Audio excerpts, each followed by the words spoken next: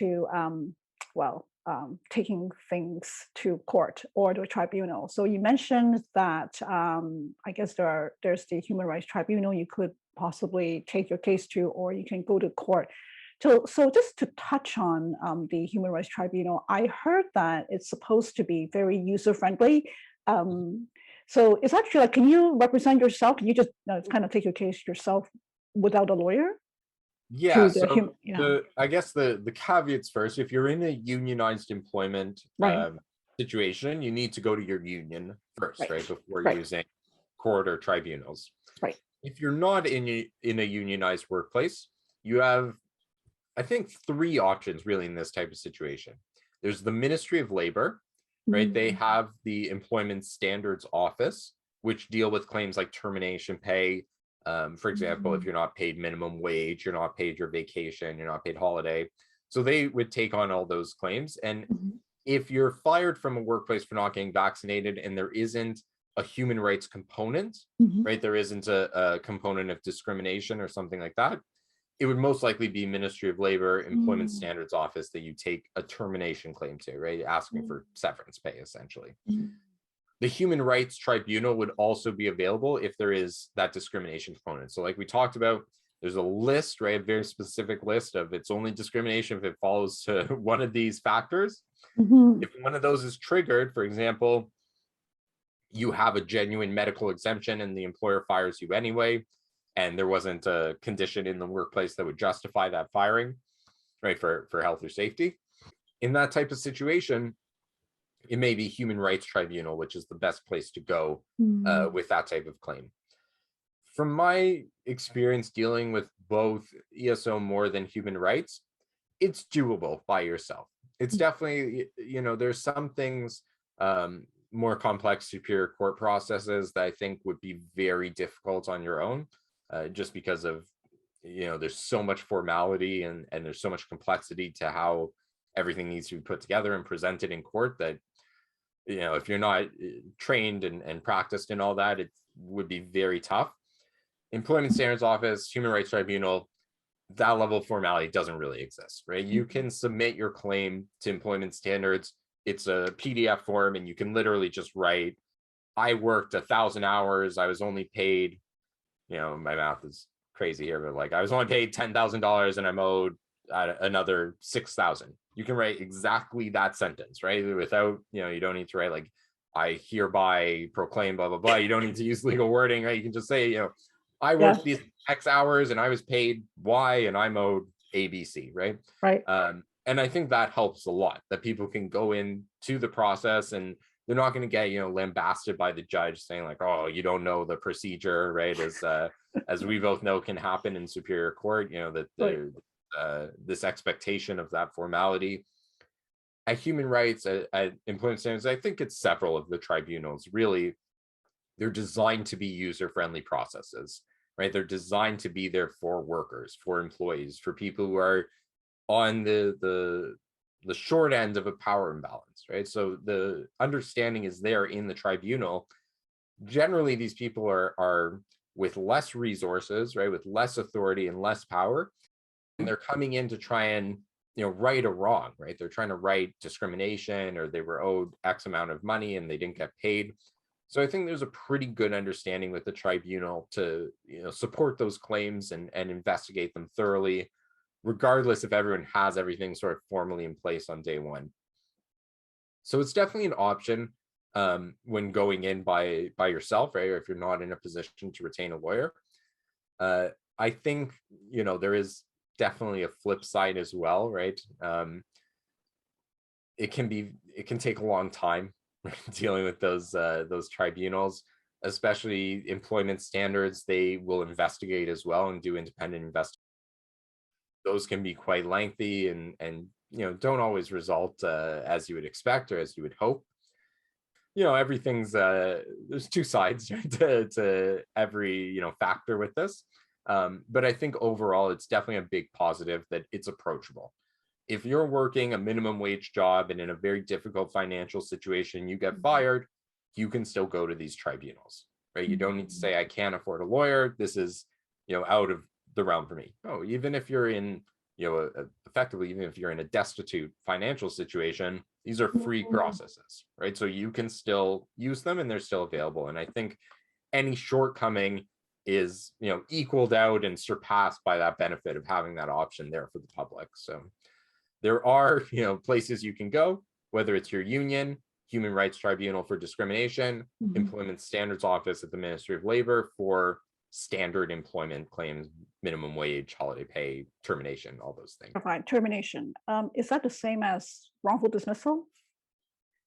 Yeah, so termination is kind of like the blanket, right? Okay. So termination is just, the person's been fired.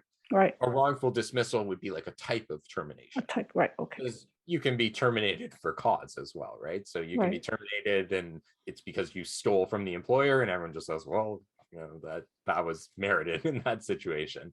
So termination will cover all of it. Within that, you have just cause termination and without cause termination, right? Without cause being when the employer didn't have a reason. Right.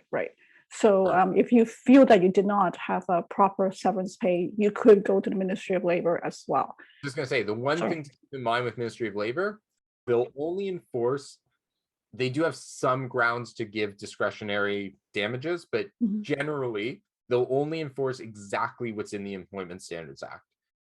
The Employment Standards Act says you're owed a minimum of 1 week per year for termination. You can't go to employment standards and say, well, that's the minimum. I want a little more than that. No, we do exactly what's in the act, right? And that counts for, for example, if you're over your 44 hours of overtime, maybe you feel that, you're owed in that overtime you went above and beyond for the employer. So you're owed overtime pay and even more because you closed some amazing deal for them. Employment standards is not the place to go. They're just going to say, look, we just look at the hours on the sheet, right? You're over the 44 of mandatory for overtime. Now you're entitled to overtime at the defined rate in the act. So that's all fine, right? It makes sense because the tribunal system would just become incredibly cumbersome if every tribunal officer was just in their own discretion, just saying, $1 million here and $1,000 here, right? It makes sense that they're very tied to the rules of the Employment Standards Act, but it's just something to keep in mind if you are making a claim and you feel you're owed more than the minimum, right? If you feel there's some subjective factors in your claim, it might be better placed for court than the ministry, because the ministry is just very locked to the mechanical, right? What it exactly says in the Employment Standards Act.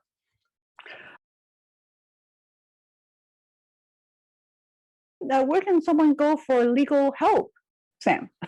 Yeah, so if you have a human rights or an employment standards claim, there are actually a few resources out there that you can use. So obviously, you can call a lawyer, right? You are allowed to be represented, and you can do this on your own as a self-rep. And keeping in mind, you can have a situation where one party has a lawyer and the other party is self-represented. So that is allowed in a tribunal context.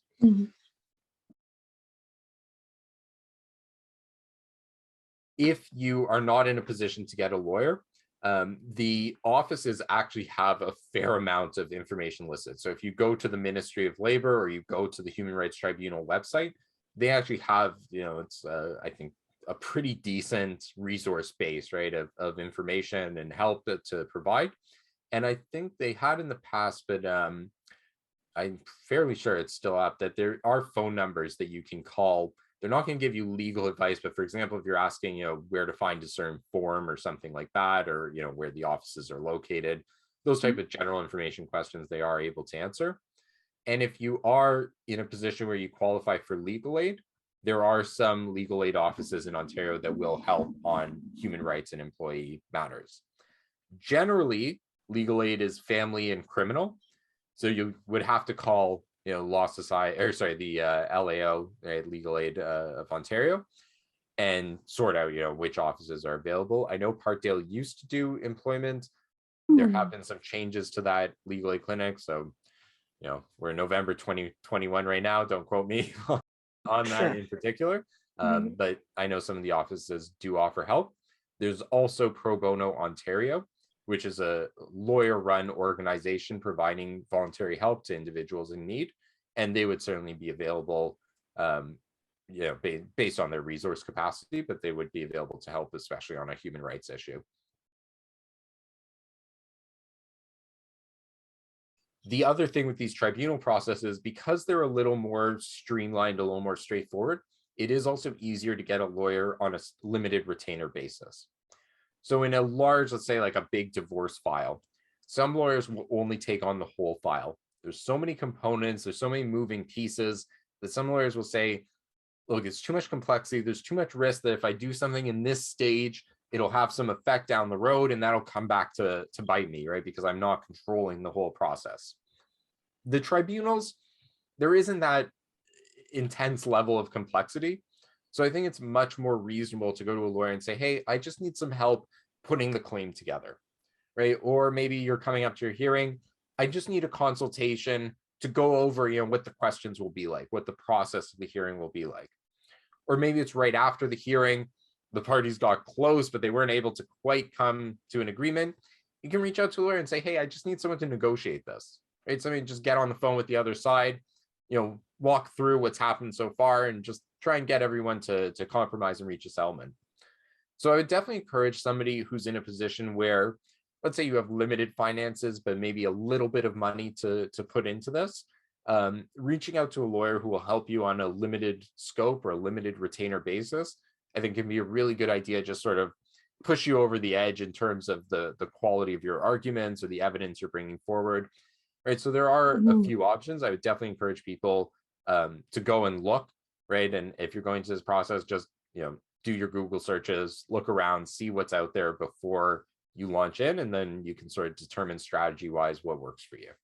You can always get a lawyer to even negotiate on your behalf as well. Exactly. Yeah. And as I was saying, unlike more complex procedures, it'll be easier for a lawyer to step into this, right? So even if you're halfway through or, just coming up to the hearing, it's not like you'd be going to a lawyer and saying, hey, review, 10,000 hours of documents, right? It would be maybe 3-4 hours of documents, right? So it's a much more manageable type of file to jump into.